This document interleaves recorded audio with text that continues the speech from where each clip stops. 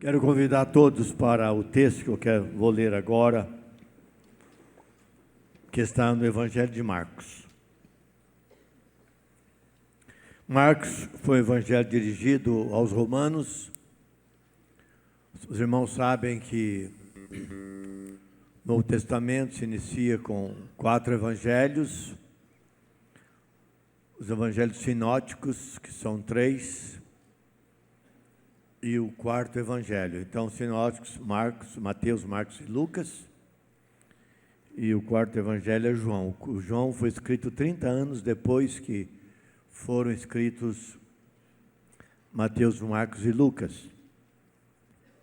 Mateus foi escrito para os judeus, Marcos para os romanos, que dominavam aquela época através dos imperadores, e Lucas foi escrito para os gregos. Lucas era médico e os gregos sempre foram grandes filósofos e voltados para a sofia, sabedoria, e Lucas escreve o Evangelho, então, para alcançar esta audiência. Em Marcos, nós encontramos uma passagem maravilhosa. Não é a primeira vez que eu prego esse texto, nesses anos que sou pastor aqui da Igreja Central. Não me recordo quando foi a última vez que preguei nesse texto, mas eu quero voltar a esse texto hoje, porque eu gostaria que nesta manhã, irmãos, nós pudéssemos experimentar um pouco mais do poder de Deus na nossa vida, o poder de Cristo na nossa vida. Nós temos que lembrar que o que nós fazemos e cremos está alicerçado em Jesus Cristo. Então, quero ler uma passagem maravilhosa, irmãos. Eu leio essa passagem, eu fico assim impressionado. O que Cristo pode fazer? E querendo que Ele faça e continue fazendo o mesmo hoje. Porque nós temos que crer nisso. Jesus não mudou, a época não mudou, o Evangelho é o mesmo. Então, o texto diz aqui no capítulo 5 de Marcos, eu vou começar com o versículo 35, Marcos 35, que vai falar sobre um milagre. Um grande milagre, um milagre de ressurreição. Ressurreição de uma criança, filha de um homem que era poderoso naquela época e muito respeitado naquela época pela autoridade que ele trazia pelo seu cargo, Jairo. E diz assim o texto 35, falava ele ainda, Jesus, quando ainda Jesus falava, quando chegaram alguns da casa do chefe da sinagoga, a quem disseram, tua filha já morreu, por que incomodas o mestre? Mas Jesus, sem acudir a tais palavras, disse ao chefe da sinagoga, não temas, crê somente. Eles estavam conversando. Jairo estava dizendo para Jesus o problema da filha, que ela estava muito mal. E quando ele informava a Jesus o quadro da situação da sua filha, veio alguém lá da casa dele, dizendo, olha, ela já morreu, pode voltar para casa, não incomoda o mestre. 37. Contudo, não permitiu que alguém o acompanhasse, Jesus não permitiu, senão Pedro e os irmãos Tiago e João, os 3 íntimos de Jesus. Da ideia de que eram assim, aqueles 3 que mais criam, que o que Jesus queria fazer, eles eram os primeiros, homens ousados, cheios de fé e de confiança. 38, chegando à casa do chefe da sinagoga, viu Jesus o alvoroço, os que choravam, os que pranteavam muito. 39. Ao entrar, lhes disse, por que estáis em alvoroço e chorais? Olha o que ele diz, a criança não está morta. Queria ressuscitá-la, mas dorme. E riram-se dele. Tendo ele, porém, mandado sair a todos, tomou o pai e a mãe da criança e os que vieram com ele e entrou onde ela estava, possivelmente num quarto. 41. Tomando-a pela mão, disse: Talita cumi, que quer dizer, menina, eu te mando, levanta-te. Imediatamente a menina se levantou e pôs-se a andar, pois tinha 12 anos. Então ficaram todos sobremaneira admirados. Mas Jesus ordenou-lhes expressamente que ninguém soubesse, e mandou que dessem de comer a menina. Quero falar sobre o poder curador de Jesus. Diga comigo, o poder curador de Jesus. Eu quero fazer essa pergunta, você crê nisso? Certamente aqui entre nós, nesta manhã, pessoas estão atravessando dificuldade muito grande na sua vida pessoal, na sua saúde, ou alguém na sua família.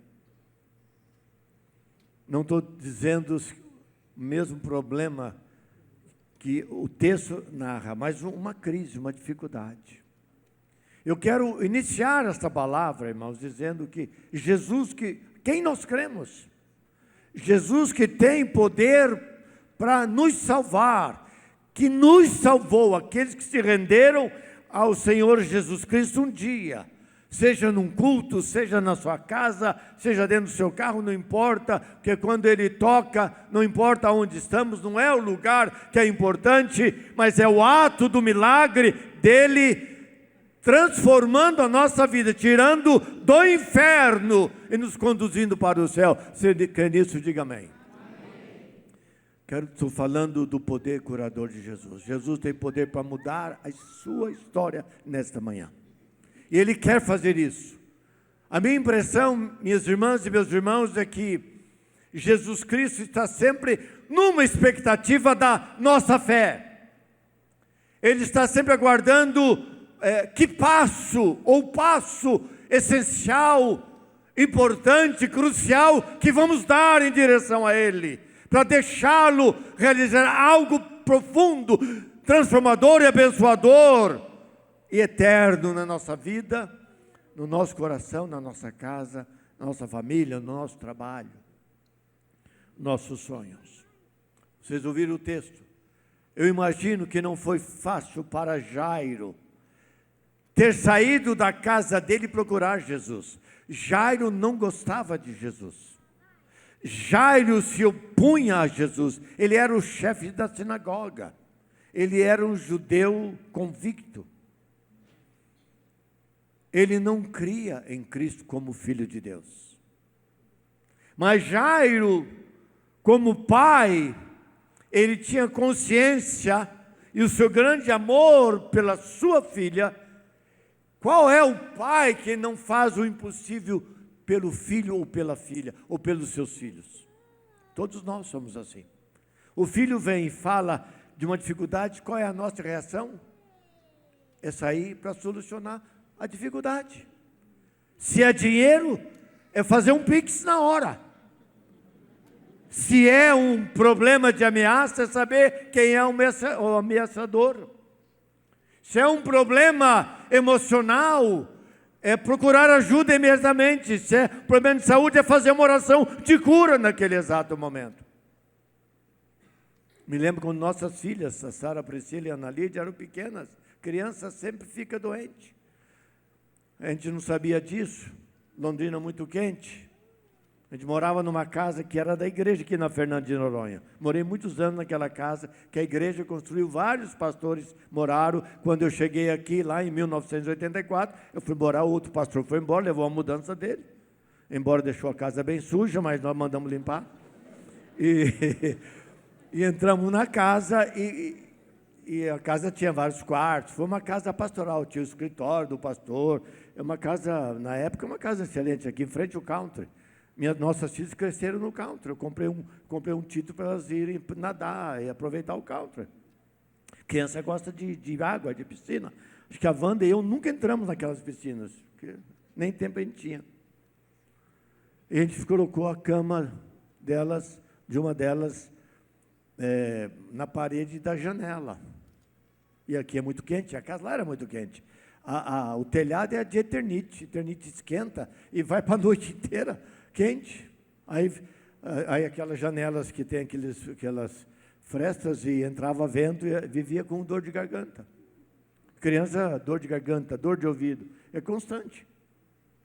E eu lembro que quando isso acontecia, a primeira coisa que elas pediam, eu lembro das minhas pegando na minha mão, pai, faz uma oração, não estou bem, e colocava a minha mão na cabeça delas. Tanto a Priscila fazia isso como a Ana Lígia. Porque elas aprenderam que quando há uma dificuldade fisicamente, Jesus tem poder para sarar e curar. Você crê? Diga amém. Muitas vezes tem que procurar um médico, porque a cura depende dele. Mas o nosso papel, a nossa tarefa é fazer a oração do milagre. Então Jairo queria ver a filha estava mal. E ele esqueceu que ele era o chefe da sinagoga, ele esqueceu que ele era oponente a Jesus, ele esqueceu de toda a dificuldade com Jesus, porque ele havia ouvido, ele sabia que Jesus Cristo, ele tinha poder para curar aquele que estava doente e levantar até o morto. E ele foi pedir ajuda. E quando ele estava falando com Jesus Cristo, ele rompeu toda a dificuldade, ele venceu todas as barreiras, ele queria ver a filha sarada, ele não se importou o que os seus amigos, colegas do Sinédrio, seus amigos dali da sinagoga iam falar, até você agora, Jairo, você virou a casaca, você não é mais um dos nossos, agora você se aliou a esse Galileu. Ele não olhou para a sua reputação, ele não olhou para o seu status, ele não olhou para quem ele era, mas ele olhou para Jesus Cristo, que pode todas as coisas, não só naquela época, mas hoje também, sobre a vida de cada um de nós. Você crê nisso? Diga amém. E quando ele contava a história, veio alguém dizendo, olha, o senhor Jairo, não incomoda mais o mestre, ela já morreu. E Jesus então, irmão, Jesus é tremendo, ele deixa ali uma promessa para Jairo. Ali está uma mulher hemorrágica, que havia acabado de ser curada porque tocou em Jesus. Multidão, gente tocando em todo quanto é lado. E ele então, para fortalecer a fé de Jairo, ele não ouve a informação dada pelo comunicador de que a filha, menina de 12 anos, havia falecido. O que ele diz então, Jesus disse, Pedro, Tiago, e qual outro mesmo? 3 deles. Quem é? Pedro, Tiago, vocês estão atentos, que bom. Pedro, Tiago e João. Vamos até lá. Os outros ficaram ali. Porque no meio tinha até um que traiu, né? Um Judas. Ele sabia que Judas não podia. Judas não ia crer naquilo. Irmãos, houve uma época aqui, lá no passado, não sei se o pastor Jefferson já tinha chegado aqui, quando nós tínhamos ali uma sala de intercessão, onde fazia a primeira etapa, tinha muito endemoniado. Vinha muito endemoniado aqui. Então, e sinceramente, irmãos, eu gostava de orar pelos endemoniados, eu gostava de expulsar o demônio. Eu carregava uma agulha no meu bolso, numa época, porque endemoniado, você pode furar, ele não sente nada. Agora, aquele que quer fazer um showzinho, ai, que você tocou em mim aqui. Então, levanta aí, você não tem nada, não. O endemoniado você pode furar, ele não sente nada. E na hora de orar, quem que você chama? Você chama aquele que você acha que crê. Na hora de orar, você não chama qualquer um. Você tem um grupo de pessoas que você tem relacionamento. Quem é que você chama? Aquele que você acha que tem mais fé. Aquele que crê. E aqui tinha um presbítero, a esposa daqui, a Edna, que tem saudades do Flávio. O Flávio era assim, ele amava fazer oração na casa das pessoas. E o Flávio me chamava, ele saía do trabalho dele, falava, Flávio, eu tenho que visitar alguém. Ah, então você me liga que eu vou com você lá, pastor. E o Flávio gostava de orar para o endemoniado também. Então ele cria. E é importante você ter gente que crê. Naquele momento que você vai fazer, quando você está orando, a pessoa concordando, ela crê no sobrenatural e Deus vai agindo de maneira sobrenatural. É isso que Jesus fez quando Ele leva para casa. E aqui, irmãos, há 3 expressões extraordinárias que eu quero ressaltá-las. A primeira delas está aí no versículo 36, quando o Senhor diz assim: ô Jairo, não temas, crê somente. Uma coisa só eu peço para você, Jairo, diante desse quadro, eu vou à sua casa, mas eu quero uma coisa do seu coração. Eu não quero que você duvide, eu quero que você creia. Não acredite nessa mensagem que ela morreu. Porque Jesus, para justificar, porque, irmãos, lá, não foi um momento assim que aconteceu. A menina acabou de morrer e correram. Demorou um tempo, porque as carpideiras, aquelas mulheres profissionais do choro, na cultura hebraica naquela época, a família, quando alguém morria, contratava mulheres. É um trabalho de mulher, que a mulher é mais emocional. Ela chora, né? Você dá uma flor, em vez de ela sorrir, ela chora, de emoção. Nunca entendi isso. Chega às vezes com uma flor assim, a pessoa chora. Então elas eram profissionais do choro. E quando chegou lá, já estava todo mundo chorando. A menina estava morta, já havia dado o diagnóstico. O médico já tinha dado o atestado de óbito. Era para agora fazer o período fúnebre para depois sepultar o corpo. Então Jesus diz para Jairo isso, no versículo 36. Ô Jairo, não temas, crê somente. Jesus sabia se ele veio procurá-lo. Jesus sabia quem Jairo era. Jesus sabia. Jesus conhece o coração de cada um de nós. Com Jesus não dá para fazer de conta. Ele conhece o íntimo de cada um de nós. Ele sabe o que está lá dentro. Ele conhece a nossa fé, Ele conhece o nosso compromisso, Ele conhece o nosso arrependimento, Ele conhece tudo da nossa própria vida. Então Ele disse, não temas, crê somente. Irmãos, que coisa maravilhosa essa expressão do Senhor Jesus. Então, meus irmãos, olha, isso aqui mudou tudo. Isso mudou toda a situação.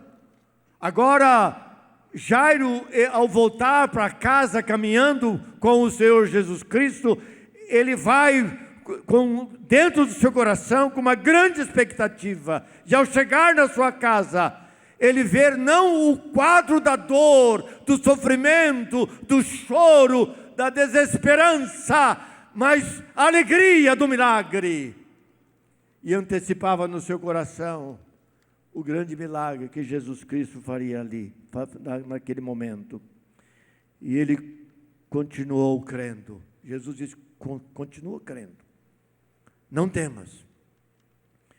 E quando eles chegam na casa, então, diz o texto que vocês ouviram, ali estavam aqueles fazendo aquele alarido, choro, gritos, em torno do corpo de uma menina morta de apenas 12 anos de idade. Mas a palavra dele crê somente. Irmãos, nós temos que descansar o nosso coração. Nós somos o povo do milagre. A igreja, ela tem experimentado milagre. Nesses anos que sou pastor aqui, muitos testemunhos de milagre. Eu vi milagre na minha casa. Eu sou fruto de milagre, pelo poder da oração.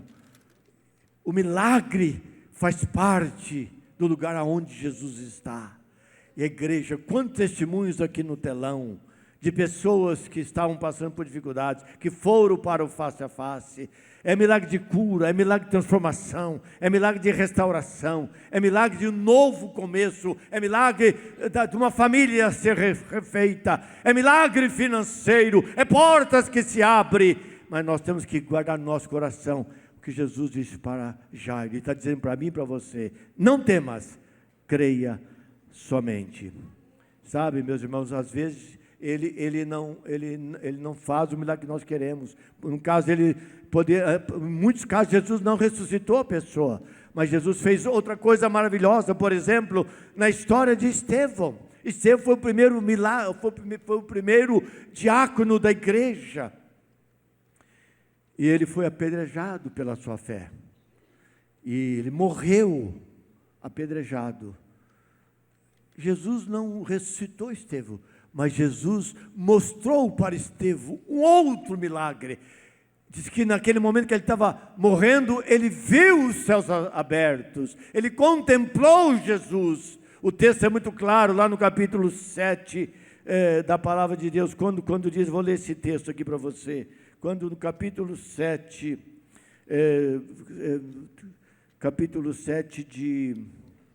onde está esse texto mesmo? Eu anotei aqui, em algum lugar, eu vou achar já. Capítulo 7, de onde, minha irmã? De Atos, é isso mesmo, obrigado. A irmã pode me ajudar aqui na pregação. No versículo 55, a morte de Estevão. Mas Estevão, cheio do Espírito Santo, fitou os olhos no céu e viu a glória de Jesus que estava à sua direita. Irmãos, que milagre extraordinário. Será que todos nós aqui, quando estiver partindo, a gente vai ver isso aqui? Ele não adianta fazer oração ali, porque a gente quer ir para o céu. Quem quer ir para o céu aqui? Então, eu já pedi para a Wanda, não faz oração para ressuscitar, não. Porque eu quero ver essa glória aqui, ó. E que estava à sua direita. E disse, eis que vejo os céus abertos, e o Filho do Homem em pé à destra de Deus. Então, às vezes, irmãos, a gente quer um milagre, mas Deus quer dar outro milagre para nós, amém? Mas Ele faz alguma coisa maravilhosa e tremenda sobre a nossa própria vida. Mas o que Ele quer dizer aqui é isso, é crer somente. Mas há uma segunda verdade aqui, irmãos. Segunda verdade está no versículo 39. Ao entrar na casa, chegaram na casa, porque chegaram, e Jesus então faz essa pergunta, por que estáis em alvoroço? Olha o versículo 39. Por que estáis em alvoroço e chorais? Aí Jesus faz uma afirmação extraordinária. A menina não está morta. Mas para ele ali, porque ela tinha morrido, mas Jesus vê agora e o amanhã. Ela não está morta, porque ele sabia que ela ia ser ressuscitada, mas apenas dorme. Jesus deixa aqui, irmãos, uma declaração extraordinária. Jesus dá de início uma declaração de esperança. Uma família, um pai que está do lado ali, e o pai viu a menina deitada. Naquela época não tinha esse tipo de caixão que nós temos hoje. A menina estava branca, mas Jesus dá aqui uma promessa, uma palavra de esperança. Por que esse alvoroço? Ela não está morta, ela dorme. Então, quando Jairo e Jesus chegaram ali, irmão, ali na casa e viu aquela situação toda, ele traz um momento novo naquele contexto de dor, de sofrimento e de luta e de crise. É isso que Jesus faz na nossa vida, fez na vida de Maria e Marta, quando elas disseram, Senhor, se tu estivesses aqui, nosso irmão Lázaro teria morrido. E Jesus, ele se identifica tanto com a gente, irmãos. O cristão entende o que é isso. Se você é uma pessoa que lê a Bíblia, faz oração, você vai entender isso mais na sua vida. Jesus se identifica tanto que ele chorou com Marta e Maria. E só fez uma pergunta, onde ele foi sepultado? E elas falaram, então vamos lá, tem 4 dias já, mestre. Na verdade, nem dá para aproximar muito, porque já cheira mal. Já cheira mal. Pois tem um tempo que tem que sepultar logo a pessoa, mas cheira mal. Nós não somos nada, nós somos podre. O que nós somos, irmãos? Quantas vezes nós carregamos tanto orgulho, né? Tanto ódio no nosso coração, nós carregamos tanta mágoa das pessoas no nosso coração. Muitas vezes as pessoas carregam até um espírito de vingança sobre outra pessoa. Irmãos, olha, joga tudo isso fora, não carrega isso mais com você, isso não vai edificar a sua vida, nem te fortalecer. Deixa o passado, larga aqueles que na verdade estão roubando o seu tempo, a sua energia, está tomando de você aquilo que é mais essencial, que é viver uma vida de uma pessoa vitoriosa, não uma pessoa carregada de peso por causa de um passado.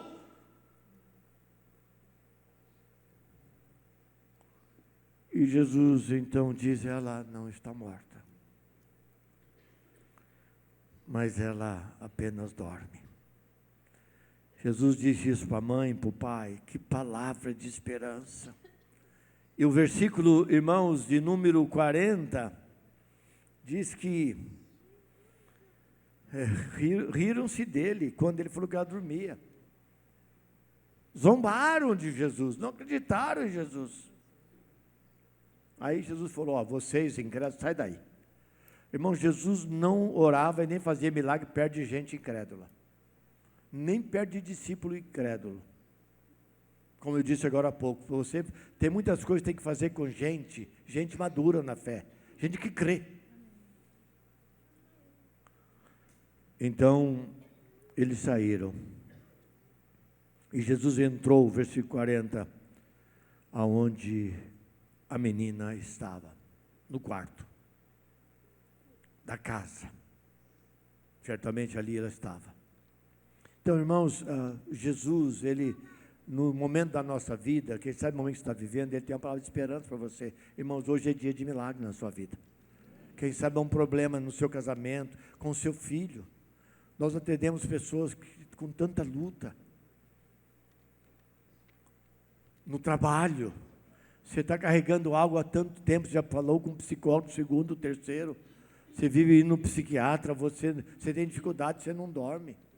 Jesus traz uma palavra de esperança, ele muda tudo. Se ele levanta um morto, ele não pode remover isso do seu coração e da sua vida. Algo que você diz: não, isso aqui eu não consigo perdoar, não, isso aqui eu não vou perdoar nunca. Jesus pode retirar tudo da sua vida nesta manhã. Se quer dizer, diga amém. Que ele pode, ele é Senhor soberano sobre todas as coisas. Que palavra de maravilhoso. Sabe, irmãos, aqui diz o versículo 40 que muitos estavam rindo. Irmãos, nós não podemos dar ouvidos àqueles que são incrédulos. Aquelas pessoas pessimistas, não gasta muito tempo com elas, até você orar para ela mudar esse espírito pessimista.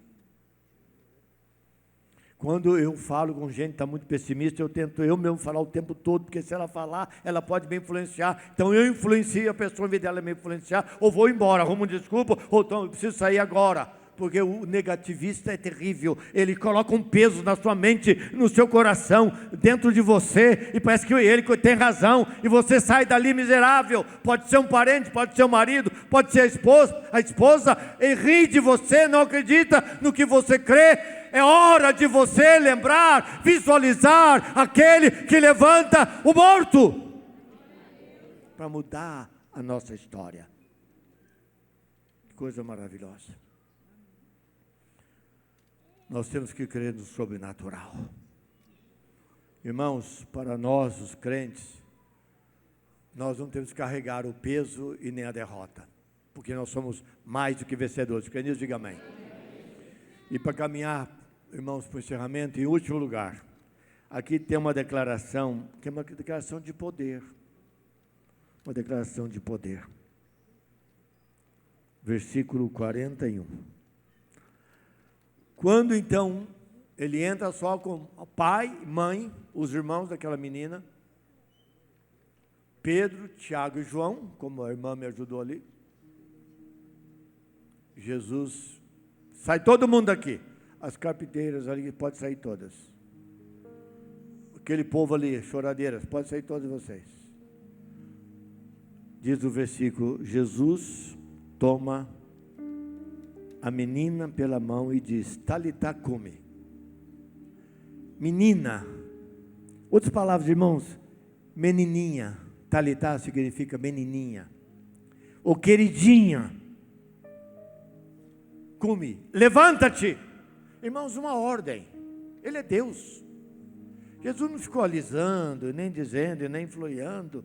Ele, veja só, tomando, entrou aonde a menina estava, a coisa é objetiva. Jesus não precisa de rodeios e fica muita gente para lá e para cá, é isso, é aquilo.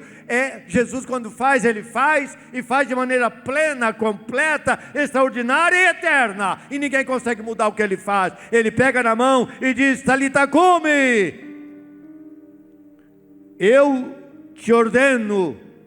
E Marcos é claro, Jesus dá uma ordem: eu te mando, levanta-te agora. Irmãos, aqui está uma declaração de poder. A incredulidade, irmãos, ri da palavra de Deus. O incrédulo não crê o que Jesus faz. E nós não podemos permitir isso na nossa família, com os incrédulos.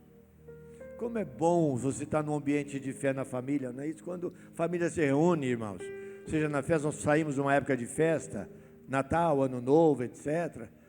E o ambiente encerra com cânticos, encerra com oração, encerra com alegria, encerra com abraço, celebração, que ano maravilhoso, que tempo tremendo, como Deus é bom. Gente, vamos experimentar o que experimentamos de bom no ano que se vindou. Vamos iniciar com fé a primeira semana de oração. Nós estamos caminhando, estamos em fevereiro, começo de ano, assim como Deus fez o ano de 2024, Ele vai fazer agora, com fé. Não vamos deixar ninguém rir de nós esse ano. Vamos prosperar, vamos construir essa igreja da criança e vamos declarar que Jesus pode todas as coisas, porque Ele tem poder. No poder tudo é possível. E o texto diz: nós temos que experimentar o que a fé nos dá, o milagre do poder de Deus. E o 42 diz: imediatamente a menina se levantou e pôs-se a andar. Ela começou a andar pela casa e as pessoas boquiabertas. Uma menina pequena de 12 anos de idade. E a alegria do pai, a alegria da mãe, a alegria da família. Pedro ali dando glória a Deus. Pedro era meio exagerado, imagine que ele estava dando seus pulos de glória a Deus, glória. Ele era um baixinho, voz grossa e rouco, e ele ali dando glória a Deus. Tiago também, João, que momento de celebração, e os pais adorando a Deus de joelhos, e a menina andando pelo grande milagre de Jesus. Tem poder. Menina, queridinha, eu te mando, levanta. E ela ressuscitou. Irmãos, ela não só ressuscitou, mas ela foi curada. Ela tinha uma enfermidade. Ela foi curada, porque o texto diz que vocês agora vão dar comida, versículo 43. E Jesus disse: olha, não vão sair comentando nada para ninguém aí, porque já quer me matar, deixa eu fazer mais milagres. E mandou que dessem de comer a menina. E ela comeu. Uma pessoa que está doente, pode estar até acordada, mas ela não tem vontade de comer. Dependendo da enfermidade, ela não come nada. Então ela foi ressuscitada, ela foi curada, ela foi levantada. O milagre foi completo na casa desta família. Aleluia. Irmãos, a história da reforma protestante, estou caminhando para o encerramento. Lutero, que foi o grande iniciador da reforma protestante na Alemanha, no ano de 1540, ele tinha um parceiro de oração chamado Philippe Melanchthon. A história da igreja fala sobre isso. Eles eram parceiros, amigos, oravam juntos, caminhavam juntos. Ele cria a mesma coisa que Lutero cria. Depois se estendeu para a Suíça com João Calvino e foi vindo mais para a América do Norte, como a Escócia. Um dia Lutero recebe o recado de que Melanchthon estava muito mal, estava acamado, muito mal, e que ele precisava de ir lá. Seu amigo está muito mal. Então Lutero foi visitar Melanchthon. Chegou lá, viu ele nas últimas. Ele estava nas últimas, prostrado, muito mal, praticamente já ofegante. E Lutero sabia o poder de Deus. Para fazer o que ele fez, tinha que ser um homem de fé e ousado. E Lutero foi um homem de oração. Esses homens, irmãos, que seus nomes estão na história, se estão na história porque eram homens que fizeram diferença, homens de fé. E ele chamou as pessoas que estavam ali, os familiares, vamos orar pela cura de Melanchthon. Pôs a mão sobre Melanchthon. E naquele exato momento ele fez a oração do milagre, dizendo: Melanchthon, eu preciso de você. A tarefa da reforma apenas iniciou, Melanchthon. Você não pode ir embora agora. E ele pediu a Deus, a Jesus, que levantasse este homem da enfermidade, Philippe Melanchthon. E ele orou. E naquele exato momento, irmãos, quando ele terminou a oração, ele terminou a oração com a convicção. Nós que oramos por pessoas, nós sentimos isso. Teve que você faz a oração, você sabe que não vai acontecer nada. Faltou alguma coisa. Teve que você ora, você sabe, o milagre aconteceu na vida dessa pessoa, ela vai confirmar. Ele tinha uma convicção no coração do poder, da manifestação da graça de Deus na vida de Melanchthon. E naquele exato momento, naquela oração, Melanchthon é curado, ele é levantado, agora ele é revigorado e continua a grande obra, e a história aí está para dizer o que ele fez ao lado de Martinho Lutero. Irmãos, é possível, tudo é possível aquele que crê. Quando nós oramos e cremos no sobrenatural, o sobrenatural vem na nossa própria vida. Irmão, Jesus é todo poderoso sobre o medo, sobre o diabo, sobre a doença e sobre a morte. Se Ele tem poder sobre todas essas coisas, não há o que tememos. A nossa dificuldade, ela se torna pequena, mas nós temos que crer. Assim como Deus operou na vida de Jairo, Deus quer operar na vida de cada um de nós, na nossa necessidade. Você quer nisso? Diga amém.